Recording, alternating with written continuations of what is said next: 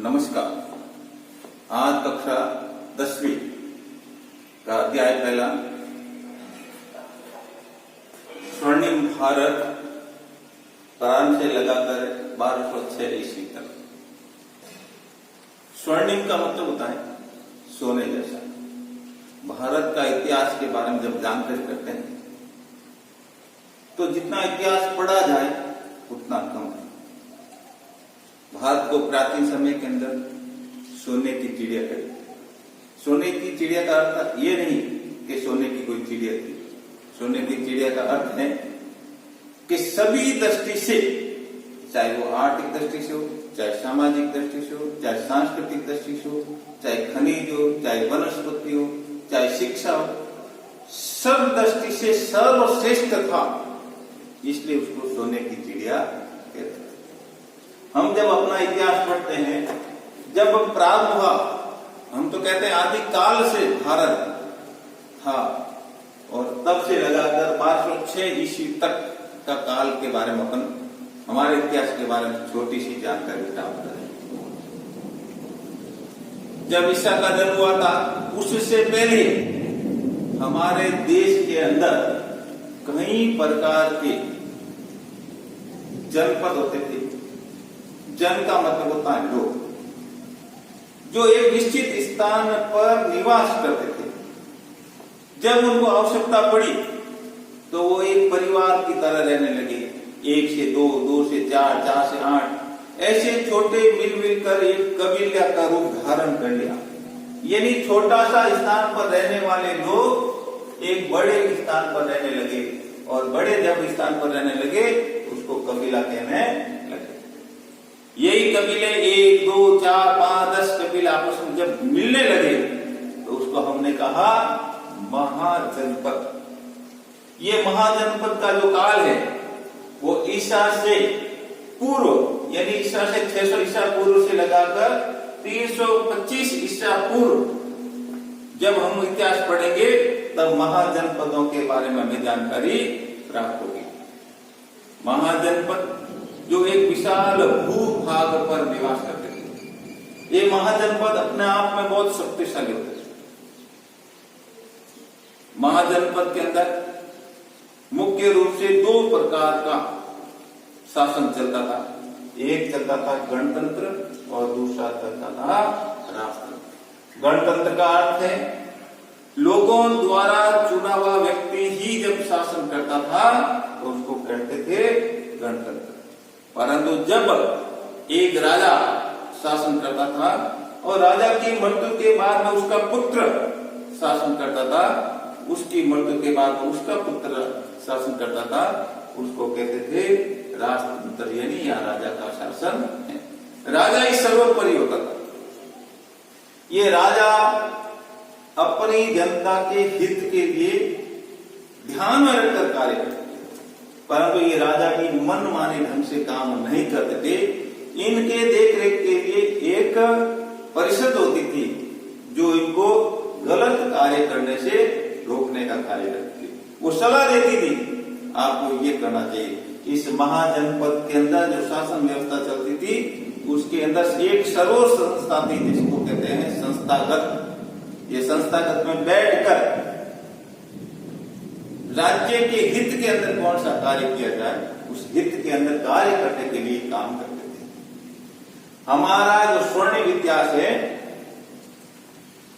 सिंधु सभ्यता, वैदिक सभ्यता, सरस्वती सभ्यता, रामायण कालीन और महाभारत का ये जो इतिहास है उस इतिहास को हम स्वर्णिम अक्षर में कहा जाता है।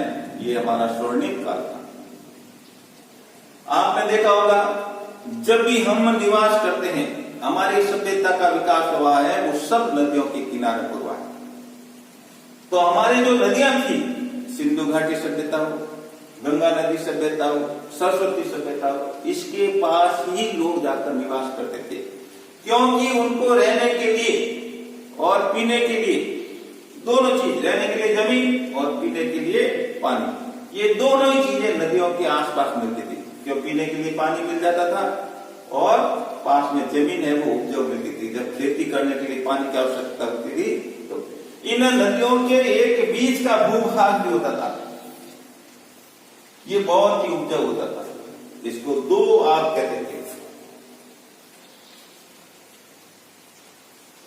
अधिकांश हमारे देश के भी जो महत्वपूर्ण नगर है वो नदियों के आसपास बसे हुए, क्योंकि इनको यात्रा करनी होती थी जहाजों के द्वारा, तो नदियों का उपयोग करते थे।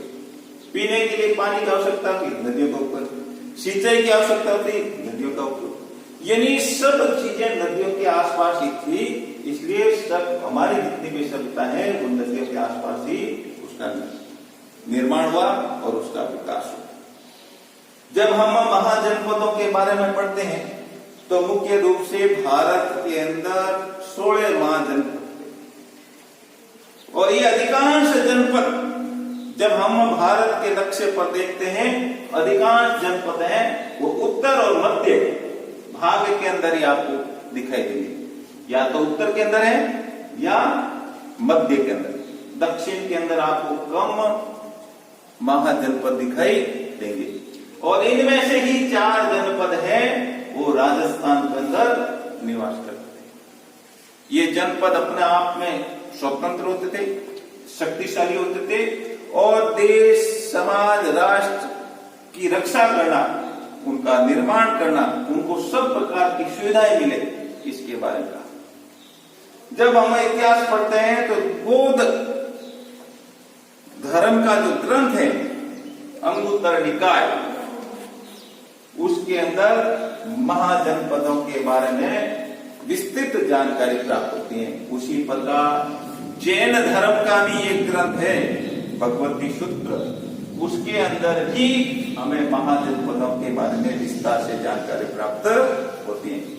भारत के अंदर मुख्य रूप से वो जो महाजनपद थे, काशी जिसकी राजधानी वाराणसी थी, दूसरा कुरु वर्तमान समय के अंदर जो इंद्रप्रस्थ जो दिल्ली है वो इंद्रप्रस्थ थी, फिर मगध उसकी राजधानी राजगढ़ थी। भारत के अंदर जो सबसे शक्तिशाली जो महाजनपद था वो मगध था। हर राजा चाहता था कि मगध के ऊपर मेरा अधिकार, क्योंकि सबसे शक्तिशाली भी था और यहाँ पर सभी प्रकार की सुविधाएं थी, इसलिए हर व्यक्ति मगध पर शासन करना चाहता था। वजी मिथिला उसकी राजधानी, मल कुशावती, चेदी शक्तिमती, वर्ष कौशाम्बी, कौशल अयोध्या, पांचाल अक्षत्रपुर, मत्स्य विराट नगर, सूरसेन मथुरा, अशोकपोतन, अवंती उज्जैनी, गांधार, तक्षशिला और कंबोज राजपूत। ये जो 16 महाजनपद हैं उनमें से 2 महाजनपद वर्तमान में ही पाकिस्तान के अंदर है, शेष 14 जनपद हैं वो भारत के अंदर है। प्राचीन समय के अंदर भारत को विश्व गुरु कहते थे, क्योंकि हमारे देश के अंदर 2 बहुत बड़े विश्वविद्यालय थे, एक नालंदा जो भारत के अंदर है बिहार के अंदर, दूसरा है तक्षशिला जो पाकिस्तान में। इनमें कहते हैं 11,000 से अधिक लोग अध्ययन करते थे और विदेशी लोग भारत के अंदर पढ़ने के लिए दूर दराज से यहाँ पढ़ने के लिए आते। सभी प्रकार की शिक्षा है, चाहे आयुर्वेदिक हो, चाहे कला हो, चाहे संगीत हो, जितने प्रकार की विद्याएं होती है वो सब विद्याएं महाविद्यालय के अंदर पढ़ाई जाती है। भारत के अंदर जब इन महाजनपदों के बारे में जानकारी करते हैं तो उनमें से 4 महाजनपद हैं वो राजस्थान के। अब आप इस नक्शे पर देखिए, अधिकांश महाजनपद है वो आपको उत्तर और मध्य भारत के अंदर दिखाई देते, और हर व्यक्ति आसपास में होता था। हर व्यक्ति अपना महाजनपद विस्तार करने के लिए एक दूसरे के ऊपर अधिकार करके उसको महाजनपद को बढ़ाने की कोशिश की जाती है। प्राचीन समय के अंदर जब कोई भी व्यक्ति समुद्र पार जाता था, यानी विशाल समुद्रों को पार करके दूसरे देशों में जाते थे, तो उसको हम कहते थे द्वीपांतर। जब हम राजस्थान के महाजनपदों के बारे में पढ़ते हैं तो मुख्य रूप से 4 महाजनपद थे। एक जंगल प्रदेश, वर्तमान के अंदर जो नागौर, बीकानेर और जोधपुर, ये जो क्षेत्र होता था उसको जंगल प्रदेश कहते थे, और इसकी राजधानी थी अहिच्छत्रपुर। जो वर्तमान के अंदर जो नागौर जिला है उसको प्राचीन समय के अंदर इसको अहिच्छत्रपुर के नाम से जाना जाता था। उसके पास में मत्स्य, इसकी राजधानी थी विराटनगर। जब हम पौराणिक इतिहास के बारे में जानकारी करते हैं, उत्खनन करते हैं, उसको देखते हैं, तो बैराट जो वर्तमान में है, विराटनगर को बैराट के नाम से जाना जाता है। ये अलवर, जयपुर के आसपास का क्षेत्र है जिसको मत्स्य महाजनपद कहते थे। जब पूर्व में जाते हैं, प्राचीन समय के अंदर जो मथुरा था, वर्तमान समय के अंदर भरतपुर, धौलपुर और करौली का ये जो क्षेत्र है उसको सूरसेन के नाम से जाना जाता था, और इसकी राजधानी थी मैथिल। और चौथा प्रमुख महाजनपद था वो था शिवी, जिसकी राजधानी थी शिवपुर। ये जो मेवाड़ क्षेत्र का आसपास का पूरा क्षेत्र है वो शिवी महाजनपद के नाम से जाना जाता है। ये जो प्रमुख महाजनपद हैं, ये बाहर के जो शक्तिशाली लोग राजस्थान में आकर बस गए, और ये वीर जाति थी, संहसी जाति थी, कुछ करने का इसके अंदर जज्बा था, इसलिए ये बाहर राजस्थान में आकर यहीं पर आकर इन्होंने अपना निवास स्थान बना लिया, और यहीं पर उन्होंने अपनी संस्कृति, अपनी सभ्यता का विकास यहीं पर आकर उसको राजस्थान की मिट्टी को अपनी मिट्टी मानकर यहीं पर वो निवास करने लगे।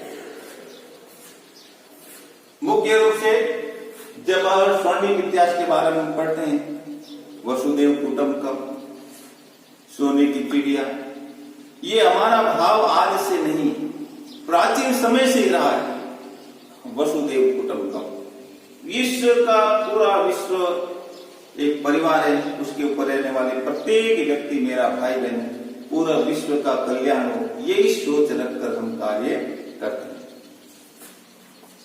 तो ये इतिहास है प्रारंभ से लगाकर 1286 तक। कल हम इसका अगला भाग पढ़ेंगे।